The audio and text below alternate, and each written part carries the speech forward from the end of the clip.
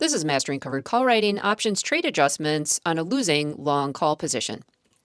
In today's video, we're going to start out by taking a look at a real example of a position that I have on in SPY, and I'm going to show you an adjustment rather quickly. We're then going to break down the trade in order to understand what's actually happening, and then we'll revisit the example once again for review. So let's get started. As you can see, I am long 10 750 strike call options in the March 20th, 2026 options expiration cycle in SPY. I entered into the trade for $3.19 per option, and SPY has since pulled back, so the position is down about 25% for an unrealized loss of about $800. Let's hop into the trade tab because I'm interested in rolling this position into a vertical call spread in order to reduce my break even and improve my probability of profit. And I'm going to accomplish this by entering into a 1/2 call ratio spread. The current value of the 750 calls is $2.38, so I'm going to multiply that value times 2, and that's going to give me an idea of what strike price I want to buy in order to convert this into a vertical call spread. So if I sell 2 of those, I'm going to collect a credit of $4.78. And so I want to enter into a position where the bid ask is close to that value. And the 730 strike call option is the closest. So I'm going to enter into a 1/2 call ratio spread where I buy the 730 strike call option and sell 2 of the 750 strike call options for close to zero cost. And you can see there that the net debit would be roughly 13 cents. So if we take a look at this adjustment in the Analyze tab, we can see that we would be left with a call vertical spread. So let's compare the profit and loss diagram between the long call versus the adjusted vertical spread position. The dotted blue line represents the original position where I'm long 10 750 strike call options, whereby profit is unlimited to the upside and losses are limited to the debit paid to enter the position. After adjustment, we can see that the break-even price for the trade goes down dramatically, in this case close to $20. However, the trade-off is that upside is capped. So the adjustment execution for a near net zero vertical spread conversion is designed to reduce break-even and improve probability of success while keeping max loss unchanged. So first I sold 20 of the 750 calls. The first 10 contracts closed the original long call position, and the second 10 contracts established a new short call position at that 750 strike. I received a net credit of $4,780 to sell 20 calls at the 750 strike.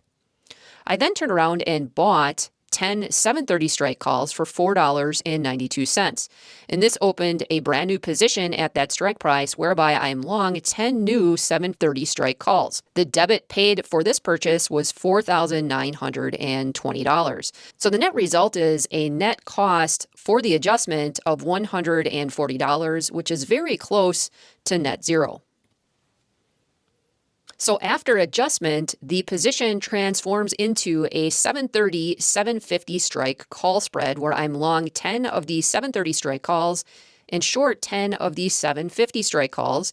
And this creates a bull call spread, also known as a vertical call spread. So let's go through this line by line, comparing the two positions.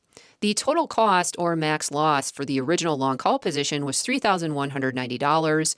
Where the total max loss for the adjusted position was $3,330, and that's because I paid a $140 debit to accomplish that roll. Now, if you were doing this on your own, you could adjust strikes so that this could be done for a credit or a larger debit. It's really up to you. It's very flexible. In this particular example, I wanted it to be as close to net zero as possible. Now let's look at the break-even points at expiration, and this is where the real value of this adjustment comes in. The break-even point at expiration for the original position was $753.19, and the adjusted break-even at expiration for the call spread improved dramatically to $733.33. Now, the trade-off here was what happened with max profit. In the original position, max profit was theoretically unlimited, where in the adjusted position, max profit is capped at $16,670. So now that we have gone through the adjustment in more detail, let's take a quick look at how this plays out one more time. So I'm long the 750 strike call options. I own 10 of them. And the position is down by about 25% for an unrealized loss of $800. And remember, I am interested in converting this position into a vertical call spread to improve the cost basis. And I am going to accomplish this by doing a 1/2 call ratio spread, where I'm going to sell 20 of the 750 strike calls and buy 10 of what will be the 730 strike calls. And we're going to figure out the 730 strike price by multiplying the current value of the 750 calls by 2. And this gives us kind of a ballpark area of where to purchase the calls for the long call vertical spread. And if I bought the 730 strike calls, this is going to allow us to enter into the 10/20 call ratio spread for close to zero cost. So hopefully going through this a second time helps you to understand how you might accomplish this on your own positions. So the key takeaways are that the adjustment improved odds of success without increasing risk. Converting a losing long call to a vertical spread is a textbook salvage adjustment. Max loss is unchanged. You get to lower your break even on the trade, which increases probability of success. However, in order to do that, you sacrifice unlimited upside. If you found this video helpful, please like, share, and subscribe. If you're interested in joining the new Discord community, we'd love to have you. Please check out details in the link provided in the video description. This video is for educational purposes only and does not constitute investment, financial, or trading advice. No recommendations to buy or sell securities are being made. All examples are hypothetical and for illustration only. All investments carry risk, including the possible loss of principal. Options trading involves significant risk and is not suitable for all investors. Past performance is not indicative of future results. Consult a qualified financial advisor before implementing any strategy and review your financial situation, risk tolerance, cost, fees, and tax implications. Options trading requires broker approval, and not all strategies are permitted in all account types. Returns shown are hypothetical and not guaranteed. Market conditions may change quickly, and results will vary based on market performance, timing, and execution. Read characteristics and risks of standardized options from your broker or at www.optionsclearing.com before trading options.